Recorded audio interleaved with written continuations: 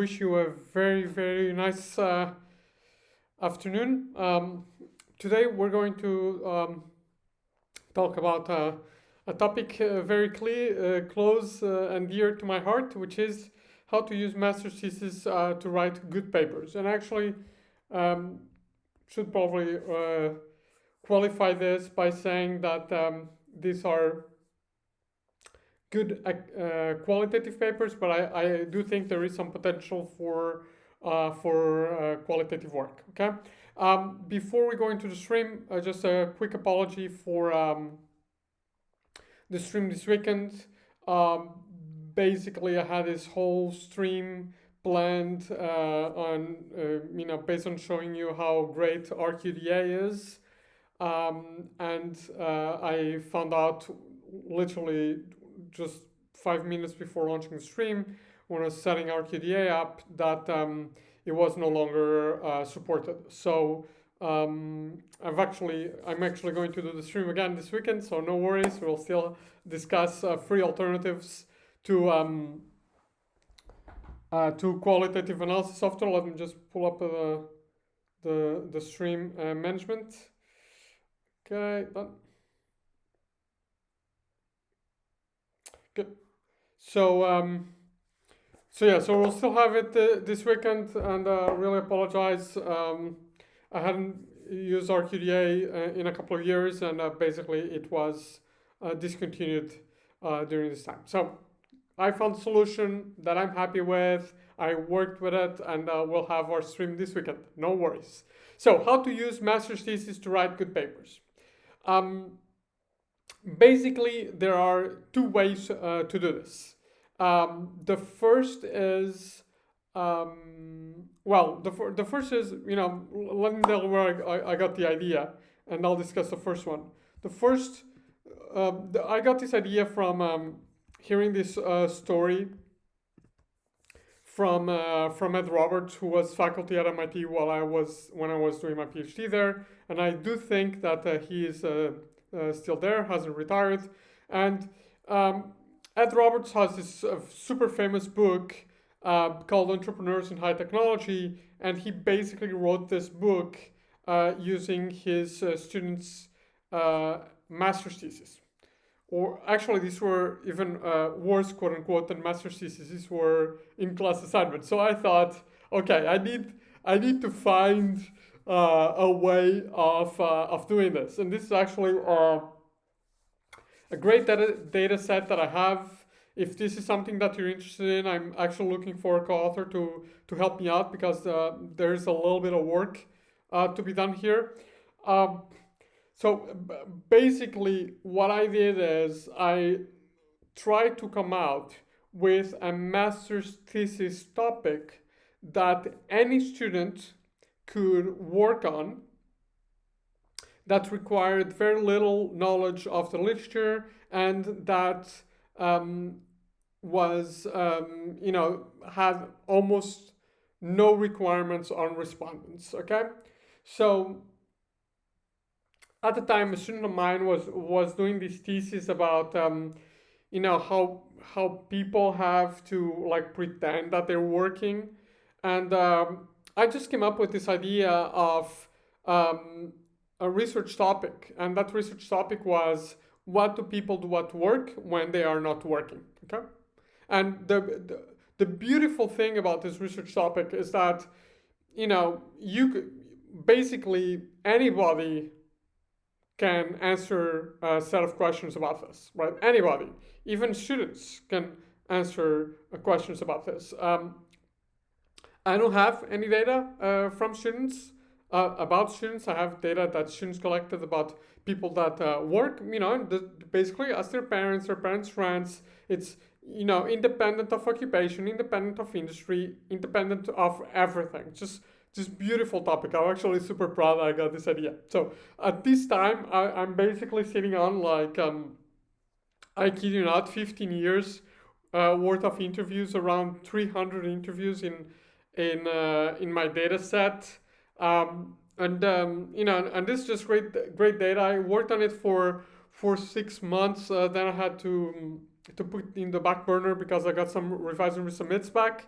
But I think the framing is sort of there. So it's a pretty good paper. And so what I did is I had a little setup where I give my students an interview guide.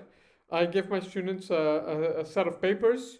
I give them a couple of good theses for them to read on the topic. So my first thesis on the topic, and there you go. So my students loved it because it's an interesting topic. They like to ask questions.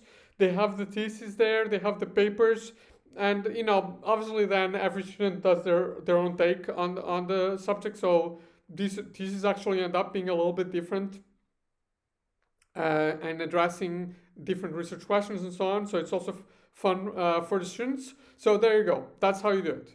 You basically set up basically an interview guide about a topic that anybody can answer, and there are plenty of topics around us. So like work life balance, presenteeism at work, um, organizational politics.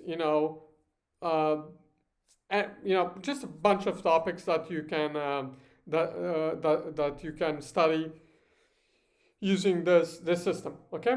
Now, second second way of doing this is sometimes students have access to super like neat data sets, and you can really use that. So I'll give you two examples from my own research. So I just got this MS quarterly piece, revised resubmits. It's a super tough one. I'm not sure it'll go through on the second round, but anyway, got me the revised resubmits. That's not too bad.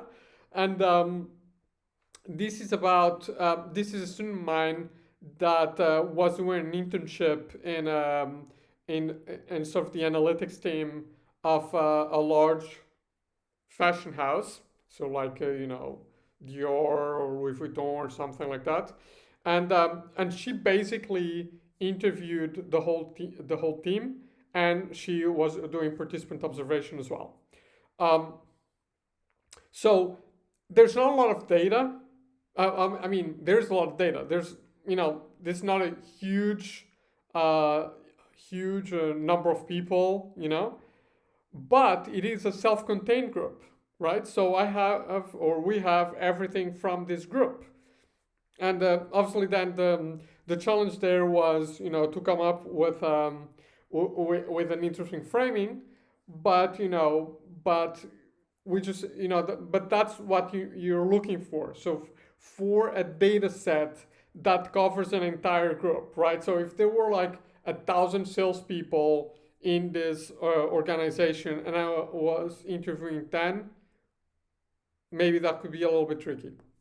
But because there were, just a bunch of people, a manageable number of people in this one unit, and my student interviewed everybody in the unit, then there you go. We have the entire social unit there, and so we can write a paper from that. Second example is another student of mine, and she interviewed just a bunch of choir leaders. These are not a lot of interviews, but the research setting is unusual. Um, so the paper, it's on the second round in a B minus tier sort of journal. I found out that it's actually super difficult to publish on volunteers. Very few journals have research on volunteers. So there you go. Management journals, I mean. So there you go. So that's it. So you can, and actually I have to tell you, like, especially on this, on the choir leader paper and on the analytics paper, I really had a lot of fun working with those data because, I didn't have a theoretical frame set up before going on. So it was a little like a nice intellectual puzzle to work on this data. I really like those papers. Really, really, really proud of them. They're just like neat little piece of work.